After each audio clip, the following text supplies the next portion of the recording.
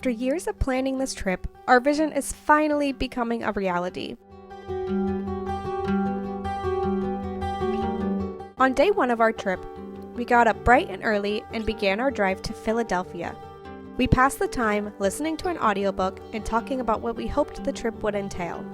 After 10 hours of driving, we checked into our hotel for the evening. The space was absolutely gorgeous and my exact vibe. I especially loved the lofted bedroom and spiral staircase. We quickly dropped off our bags and headed out to walk around Independence Square before the sunset for the evening.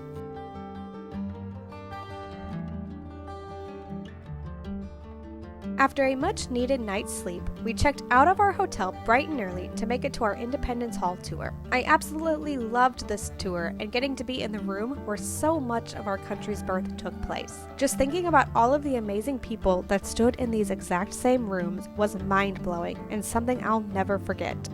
After our tour was over, we walked a few blocks to see the burial site of Ben Franklin before circling back to get an up-close look at the Liberty Bell.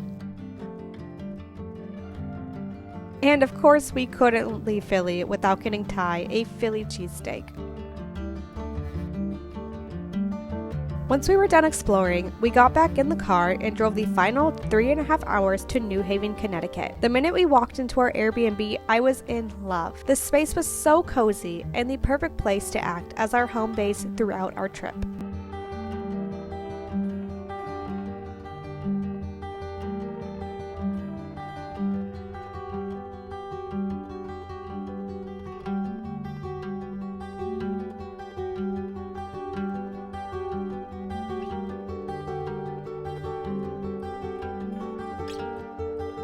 Day 3 was our first really big day and the day we were most excited for. We took the train from New Haven to Grand Central Terminal in NYC, and being from the Midwest, we instantly fell in love with the public transportation system.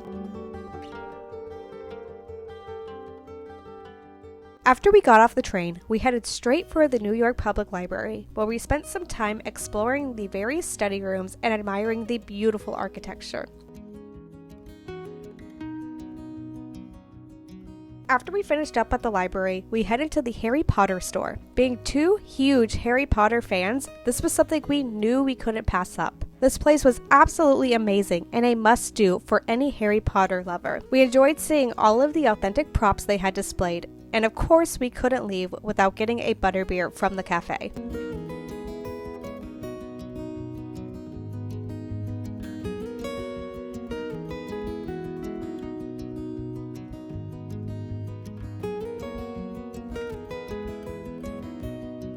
Before heading to our next location, we stopped by Madison Square Park to take a bit of a break. We spent a few minutes watching the dogs at the dog park and taking in the breathtaking views of the city. We then walked to Strand Books, which is a must-do for any book lover visiting New York. This place was huge and almost overwhelming.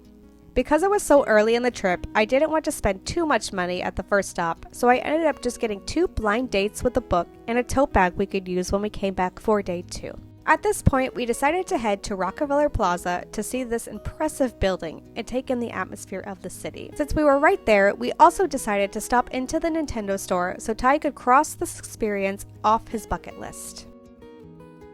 After we were done exploring this area, we needed to start heading towards Times Square to catch our Hamilton performance. Once we got to Times Square, we had about an hour and a half to kill, so we decided to stop by the Disney store and a few other of the nearby shops. This day was packed full of amazing experiences, but the icing on the cake was most definitely seeing Hamilton on Broadway. This has been on my bucket list for years, and I can safely say that this was the best experience of my life. I'm also not ashamed to admit that I cried real tears when it was over because I just couldn't believe that this was my real life. By the time our show let out, it had gotten dark and it was time to make our way back to the train station to catch a ride back to New Haven. After such a big day, we knew we wanted to build in a sort of rest day while still being able to explore the area. We decided to stay in New Haven for the day and just see what we could find with no real plan for the day.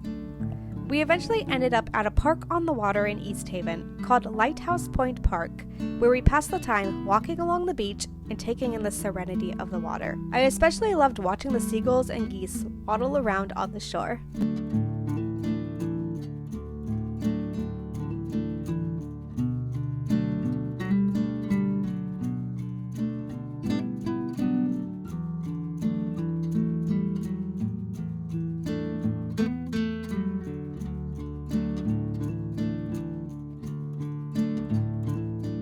After our rest day, we were feeling recharged and ready to tackle another day in New York.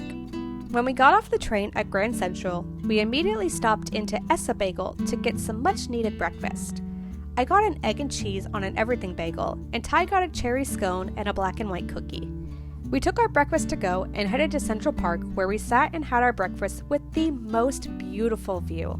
Once we were done eating, we just had to get some pictures of the skyline before heading west through the park. We only made it about a quarter of the way through the park before we decided to revisit some of our favorite places from our first day in the city. This included the New York Public Library, where Tyler wanted to buy a book to have stamped with the library crest, and the Nintendo store, where they were having a launch party for Super Mario Wonder that was going to be released at midnight. On day 6, we decided to drive into Rhode Island with no clear plan, just going where the road took us. We ended up in Newport, where we became enamored with their beautiful beaches. It was quite cold and windy, so we didn't spend too much time on the beach, but we loved every minute of it. I didn't get any video footage from this day. I must have just forgotten to record, but that's okay sometimes. Day 7 was supposed to be another big day.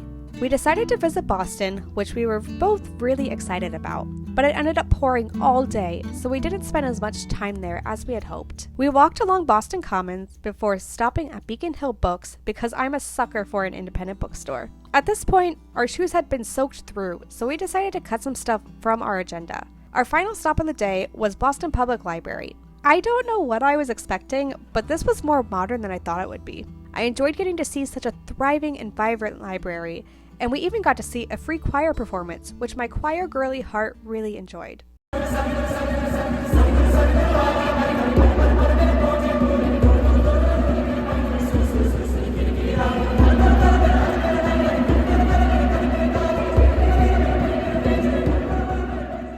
After finally getting dry, we said goodbye to the city to head back to New Haven and rest up for our final day of our trip. On day 8, I was in deep denial that this was the last day of our trip and we would have to head back home the following day. Our plan was to drive up to Woodstock, Vermont for the day, but ultimately decided that the area is a bit too crowded for our taste this time of year, so our backup plan was to go to one of Vermont's state parks. But that ended up being closed, so we just drove until we found something interesting, which just happened to be the cutest little town called Wilmington, which we passed on our way to the park. But we stopped at the cutest little bakery where I got the tastiest scone. And after we finished up our pastries, we stopped at one of their local bookstores and ended up coming out with several new books. At this point, we knew we needed to head back to New Haven to pack up our things and get ready for the long drive home the next day. But I left my backpack at the bakery and didn't notice until we were all the way back in New Haven, so we had to turn around and drive the entire 2.5 hours back to get my backpack. After a fitful night's sleep, we were both awake at 2 in the morning and just decided to hit the road extra early so that we could be back home before sundown. I can honestly say that this was the best trip we have ever taken, and it has just confirmed that we hope to one day make a life for ourselves in New England. We are both absolutely enamored with New York City and haven't stopped talking about it since we got back home. I hope you enjoyed this look into how we spent our time in New England. Thank you for watching, and I'll see you in the next one. Bye, friends.